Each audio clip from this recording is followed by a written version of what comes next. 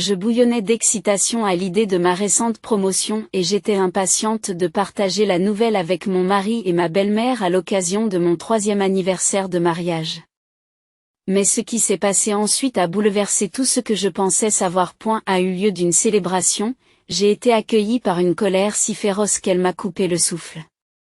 En un instant, mon mari s'est levé et m'a giflé violemment, me laissant tomber par terre de douleur et d'incrédulité. À ce moment-là, une détermination farouche s'est allumée en moi, je savais que je devais échapper à cette relation toxique. Mais je voulais me venger, en l'espace de quelques semaines, ma vie entière était sur le point de changer d'une manière que je n'aurais jamais imaginée. Ce qui s'est passé ensuite vous laissera sans voix. Je m'appelle Sandra et je suis analyste financière à Houston, au Texas. C'est drôle comme la vie peut changer en un clin d'œil. J'avais l'habitude de penser que ma vie se déroulait comme prévu, que tout était parfait. Mais le soir de mon 3e anniversaire de mariage, tout a changé. Je me souviens très bien de cette soirée. Le soleil se couchait, jetant une teinte dorée sur la ville, et j'étais enthousiaste. Je venais de recevoir une importante promotion au travail, pour laquelle j'avais travaillé dur ces dernières années. Je m'étais préparé à partager cette étape avec mon mari, Mark, et sa mère, Madame Davis, lors de notre dîner d'anniversaire. J'espérais des rires, des sourires et peut-être même un toast pour célébrer ma réussite.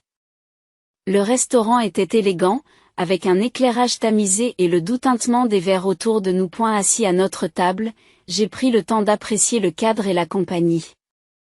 Marc avait toujours été mon plus grand soutien, du moins je le pensais. Et elle me sourit, les yeux pleins d'impatience, tandis que je prenais mon courage à 2 mains pour faire mon annonce. Marc, Madame Davis, dis-je. Le cœur battant la chamade. J'ai une nouvelle fantastique à vous annoncer. J'ai été promu analyste financier principal. Les mots sont restés suspendus dans l'air pendant un moment, et j'ai attendu les applaudissements, les acclamations, ou au moins quelques mots de félicitations.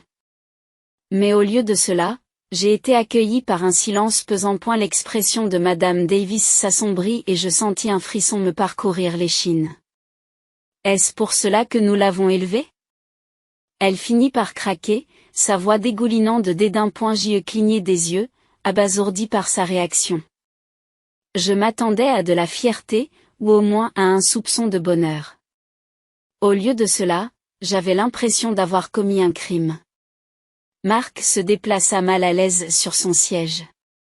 Je pouvais lire le conflit dans ses yeux. Et elle voulait me soutenir, mais il était pris entre sa femme et sa mère. Maman, c'est une excellente nouvelle pour Sandra. Nous devrions célébrer sa réussite, dit-il chaque semaine, mais sa voix manquait de conviction. Madame Davis ne l'entendait pas de cette oreille. Si tu fondais une famille, Sandra ? Pensez-vous qu'une promotion puisse remplacer la joie des enfants ? Ces mots étaient tranchants, et j'ai senti une vague de colère m'envahir. J'ai pris une grande inspiration, essayant de garder mon calme. Je crois que je peux concilier ma carrière et ma famille, Madame Davis. Cette promotion est importante pour moi. Marc baisse les yeux sur la table, évitant mon regard. Sandra, nous devrions peut-être réfléchir à ce que dit maman, murmura-t-il, la voix froide et distante. Mon cœur s'est effondré. Ce n'était pas le partenaire solidaire que je pensais avoir épousé. Je ne peux pas quitter mon travail pour satisfaire les attentes de ta mère.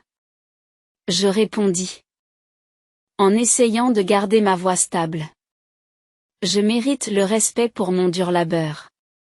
L'atmosphère s'est tendue et j'ai senti les regards des autres convives se poser sur nous. Le comportement de Marc changea et je vis la frustration monter en lui. Tu n'es pas raisonnable, Sandra. Tu es ma femme, pas ma concurrente.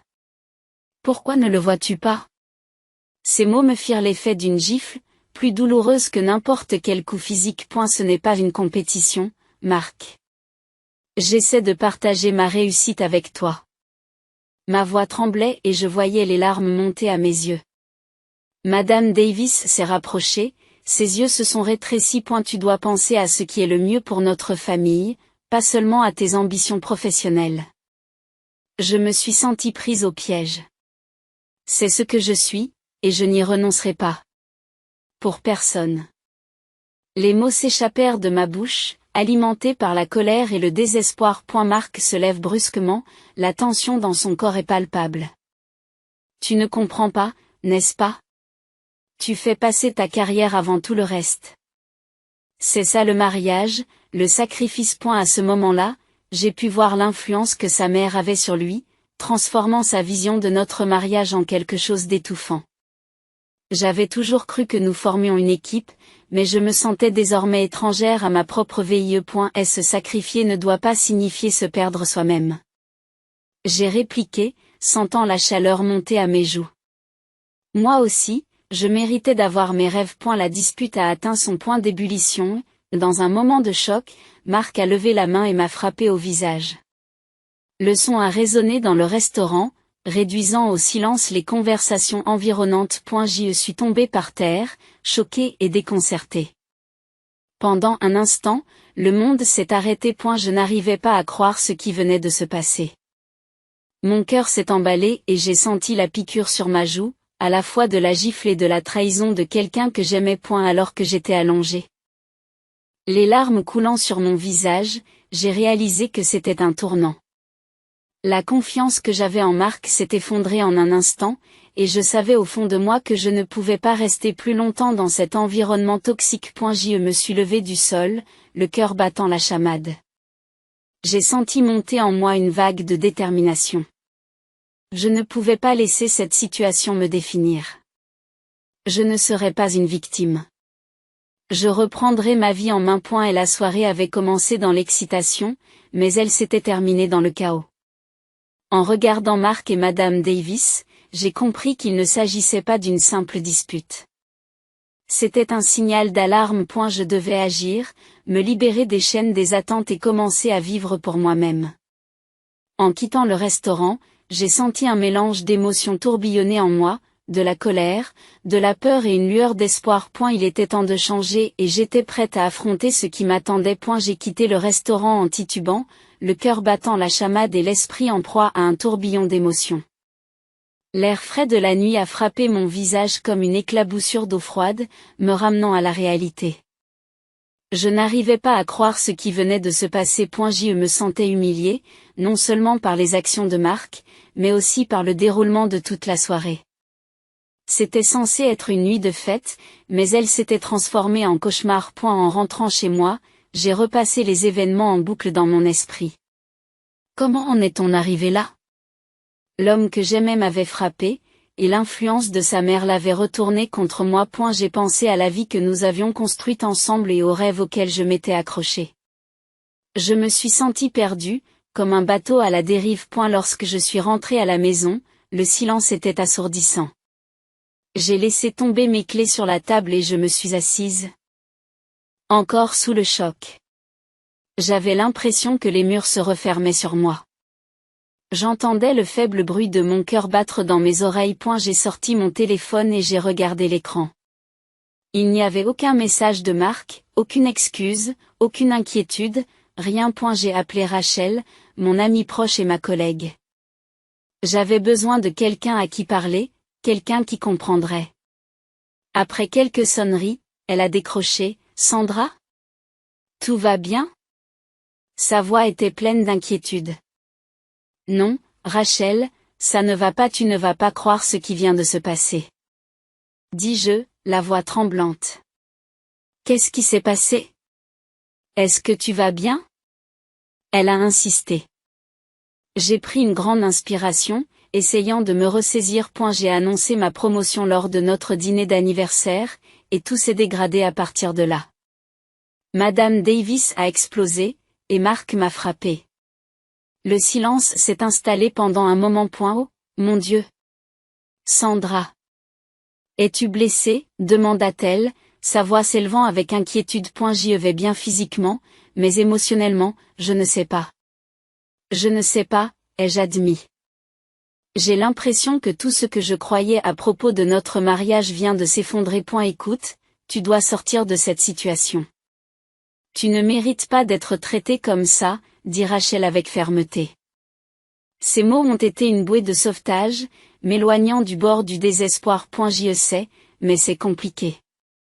Nous sommes ensemble depuis des années et je pensais que nous étions heureux, ai-je répondu, la voix fêlée. Parfois, les personnes que nous aimons peuvent changer, surtout sous la pression. Il faut que tu réfléchisses à ce qui est le mieux pour toi maintenant, a-t-elle insisté. Alors que j'écoutais Rachel, une vague de réalisation m'a envahi. J'avais tant sacrifié pour cette relation, et maintenant je me sentais perdue et seule. Je pense qu'il faut que je parle à un avocat spécialisé dans les divorces, ai-je finalement dit. Les mots me semblant à la fois étrangers et libérateurs. Fais-le, je serai là pour toi à chaque étape, m'a assuré Rachel. Tu mérites de trouver le bonheur. Après avoir raccroché, j'ai ressenti un mélange de peur et de détermination. L'idée de franchir cette étape me terrifiait, mais elle me donnait aussi du pouvoir. Je savais que je devais me réapproprier ma vie, ce qui impliquait de prendre des décisions difficiles. Le lendemain matin, je me suis réveillée le cœur lourd, mais l'esprit plus clair. J'ai appelé un avocat spécialisé dans les divorces, recommandé par Rachel. Bonjour, je m'appelle Sandra. Je dois demander le divorce, ai-je dit dès que l'appel a été connecté. J'ai compris. Pouvez-vous venir cet après-midi pour discuter des détails? L'avocat m'a répondu. Oui, je serai là, ai-je dit en raccrochant avec un sentiment de détermination. Je reprenais le contrôle, une étape à la fois. À eu travail, j'ai essayé de maintenir un semblant de normalité, mais je sentais le poids des événements de la nuit précédente peser sur moi. Mon patron, Monsieur Roberts, a remarqué ma distraction lors de notre réunion du matin. Sandra, tout va bien? Vous avez l'air un peu ailleurs aujourd'hui, me demande-t-il gentiment. Je suis confronté à des problèmes personnels, mais je m'en sortirai, ai-je répondu en forçant un sourire. Tu sais que tu peux me parler si tu en as besoin, a-t-il dit, la voix pleine de compréhension. Merci, Monsieur Roberts. Je l'apprécie, ai-je dit, reconnaissante de son soutien. Il était réconfortant de savoir que j'avais des alliés au travail. Plus tard dans la journée, Rachel m'a fait la surprise de m'offrir un déjeuner. J'ai pensé que vous auriez besoin d'une pause, dit-elle en s'asseyant sur la chaise en face de moi. Comment s'est passée la réunion avec l'avocat? Je n'y suis pas encore allée, je l'avoue. Je suis nerveuse à l'idée de ce qui va suivre. Prends les choses un jour à la fois. Vous êtes plus forte que vous ne le pensez, Sandra? M'a-t-elle encouragée. J'ai ressenti une lueur d'espoir à ces mots. À eu fil de l'après-midi, je me suis perdue dans mon travail, essayant d'échapper à la tourmente émotionnelle qui m'habitait. Je me concentrais sur les chiffres, les feuilles de calcul, les analyses, tout ce qui pouvait m'occuper l'esprit. Enfin, l'heure du rendez-vous avec l'avocat est arrivée. J'ai pris une grande inspiration avant d'entrer dans le bureau, le cœur battant. L'avocate, une femme d'âge moyen nommée Karen, m'a accueilli avec un sourire chaleureux. Commençons, dit Karen, d'un ton professionnel mais empathique. Racontez-moi ce qui s'est passé. J'ai raconté mon histoire, détaillant les luttes émotionnelles et physiques auxquelles j'avais été confrontée. Au fur et à mesure que je parlais, j'ai senti grandir en moi un sentiment d'autonomie. Je n'étais plus une simple victime. Je prenais des mesures pour changer ma vie. Sandra, il semble que vous ayez fait le bon choix pour vous-même. Vous méritez d'être dans un environnement sain et positif, a déclaré Karen, dont les paroles ont eu une profonde résonance. Après la réunion, j'ai quitté le bureau avec un mélange d'anxiété et d'exaltation. J'avais fait un grand pas vers la reconquête de ma vie. Le chemin à parcourir serait semé d'embûches, mais j'étais prête à l'affronter. Je ne serais plus définie par les attentes de quelqu'un d'autre. Je trouverai ma voie, ma force et ma liberté. Les semaines qui ont suivi le dîner d'anniversaire ont été un tourbillon d'émotions et de décisions difficiles. Après ma rencontre avec Karen, mon avocate spécialisée dans les divorces, j'ai entamé le difficile processus de détachement de mes remarques sur la vie. Chaque jour était un mélange de crainte et d'espoir, une bataille constante entre mes peurs et la détermination de retrouver mon identité. À eu travail, je me suis enterrée dans des projets. Ma promotion étant encore fraîche dans mon esprit, je me suis efforcée de faire mes preuves. Non seulement auprès de mes collègues, mais aussi auprès de moi-même. Monsieur Roberts, mon patron, a continué à prendre de mes nouvelles. Sandra, vous faites un excellent travail. Et si tu as besoin de parler, je suis là, m'a-t-il dit un après-midi. Merci, monsieur Roberts. J'apprécie votre soutien, ai-je répondu, reconnaissante de sa compréhension. Un soir, Rachel, mon amie la plus proche, m'a envoyé un texto, célébrons ton nouveau départ. Que dirais-tu d'un verre ce week-end? Son message m'a fait sourire. J'avais besoin de cela, d'une évasion, d'une chance de me sentir à nouveau normal. Tout à fait. Je ne demande qu'à m'amuser, répondis-je, l'excitation bouillonnant en moi. Ce samedi-là, nous nous sommes retrouvés dans un bar animé du centre-ville. L'atmosphère était chaleureuse et j'ai ressenti une bouffée d'énergie en entrant. Rachel m'a fait signe depuis un coin de table et je l'ai rejointe, sentant le poids des dernières semaines se dissiper. Santé et nouveau départ, s'exclame Rachel en levant son verre. À un nouveau départ, lui répondis-je en faisant teinter mon verre contre le sien. Nous avons discuté du travail, de ma promotion et de l'avenir. J'ai révélé mon intention de lancer un programme de mentorat pour les jeunes femmes dans le domaine de la finance. Je veux les aider à relever les défis auxquels j'ai été confrontée, ai-je déclaré. C'est une idée brillante. Tu serais un mentor extraordinaire, m'a encouragé Rachel. Au fil de la soirée, je me suis sentie plus légère et plus proche de moi-même. Je redécouvrais mes passions et mes rêves. Les rires et la connexion avec Rachel étaient exactement ce dont j'avais besoin pour raviver mon esprit. Et la semaine suivante, j'ai rencontré Hélène, le contact industriel qui m'avait invité à prendre la parole lors d'une conférence. Je suis ravie que vous ayez décidé de vous joindre à nous, Sandra. Votre histoire peut en inspirer plus d'un? A-t-elle déclaré alors que nous nous installions dans un café. Je l'espère. Je veux donner aux autres les moyens de trouver leur voie, ai-je répondu en me sentant plus déterminée que jamais. Alors que la date de la conférence approchait, j'ai soigneusement préparé mon discours, en y intégrant les leçons que j'avais apprises. Et la veille, je me suis entraînée devant le miroir, avec un mélange de nervosité et d'excitation. Le jour de la conférence, alors que je montais sur scène, le poids du moment m'a enveloppée. La salle était remplie de femmes, toutes impatientes d'entendre ce que j'avais à dire. Mon cœur s'est emballé, mais lorsque j'ai commencé à parler, j'ai senti un sentiment d'utilité m'envahir. Je me tiens ici aujourd'hui en tant que survivante, quelqu'un qui a affronté la tempête et en est sorti plus fort, ai-je commencé. J'ai raconté mon parcours et le public a réagi par des hochements de tête compréhensifs. Je sais ce que c'est que de se sentir piégé, de penser que ses rêves n'ont pas d'importance. Mais votre voix compte et vous méritez de poursuivre vos passions, ai-je dit, ma conviction se renforçant. Lorsque j'ai terminé, les applaudissements ont été nourris et je me suis sentie submergée par l'émotion. Des femmes m'ont abordé par la suite, me racontant leur histoire et me remerciant pour mon honnêteté. J'ai réalisé que je n'étais pas seule à lutter, et ce lien m'a rempli d'espoir. Dans les jours qui ont suivi, je me suis concentrée sur la planification de mon programme de mentorat, en contactant les universités locales désireuses d'entrer en relation avec des jeunes femmes prêtes à tracer leur chemin dans la finance. En me plongeant dans cette nouvelle aventure, je me suis sentie revigorée. Je n'étais plus Sandra, définie par les attentes de quelqu'un d'autre. J'étais Sandra, un mentor, un leader et une voix pour le changement. Alors que je m'épanouissais professionnellement, Marc a continué à me tendre la main. Désespéré de réparer les dégâts. J'ai ignoré ses appels et ses messages, me concentrant plutôt sur mon nouvel objectif. J'apprenais à fixer des limites et à faire passer mon bien-être avant tout. Un soir, j'ai reçu un message de Laura, une amie commune. Marc m'a demandé de tes nouvelles. Il dit qu'il regrette tout, m'a-t-elle écrit. Il est trop tard pour cela. J'ai répondu, le cœur lourd mais résolu. J'avais tourné la page et j'étais prête à affronter la suite des événements. À eu fil des mois, j'ai trouvé mes marques dans ce nouveau chapitre de ma vie.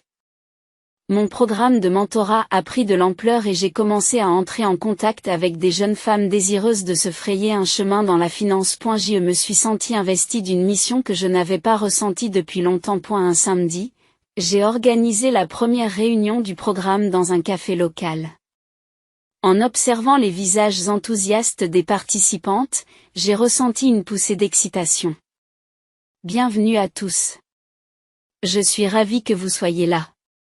J'ai commencé mon étude sur la voie. Aujourd'hui, nous allons partager nos histoires et discuter des défis auxquels nous sommes confrontés dans nos carrières. Les discussions ont été animées et sincères. Chaque femme a partagé son expérience et j'ai réalisé à quel point nos liens pouvaient être puissants. Je ne me contentais plus de raconter mon histoire. J'aidais les autres à trouver leur voie. Après la réunion, une jeune femme nommée Mia s'est approchée de moi. Merci d'avoir créé cet espace. J'ai eu du mal à trouver ma place dans ce secteur. M'a-t-elle dit, les yeux brillants d'espoir. C'est exactement pour cela que j'ai lancé ce programme. J'ai répondu en souriant. Tu as ta place ici, et nous nous soutiendrons mutuellement. A eu fil des rencontres. J'ai pris confiance en mon rôle de mentor. J'ai également commencé à explorer de nouvelles opportunités pour moi-même. Hélène m'a invité à prendre la parole lors d'une autre conférence et j'ai accepté avec enthousiasme. Cette fois, je me sentais moins nerveuse et plus autonome. J'étais prête à partager non seulement mes luttes, mais aussi mes triomphes. En préparant mon discours, j'ai réfléchi au chemin parcouru. Je ne me sentais plus comme la femme qui avait été giflée devant sa famille ou piégée dans une relation toxique. J'étais Sandra, une femme qui renaissait de ses cendres et qui était déterminée à faire la différence. Le jour de la conférence est arrivé, et alors que je montais sur la scène, j'ai ressenti la nervosité qui m'est familière. Mais cette nervosité était accompagnée d'une certaine excitation. J'ai commencé en disant, aujourd'hui, je veux parler de la résilience et du pouvoir de la communauté. Ensemble, nous pouvons tout surmonter. Ensuite, les applaudissements du public ont été impressionnants. J'ai réalisé que je ne faisais pas que parler. J'étais en train de me connecter. J'avais transformé ma douleur en force et je l'utilisais pour élever les autres. En rentrant chez moi, j'ai ressenti un profond sentiment de plénitude. Mon passé faisait toujours partie de moi, mais il ne me définissait plus. Je me construisais une vie selon mes propres termes, remplie d'objectifs et d'espoir. J'étais prête à affronter l'avenir, quel qu'il soit, persuadée que j'avais la force de faire face à tout.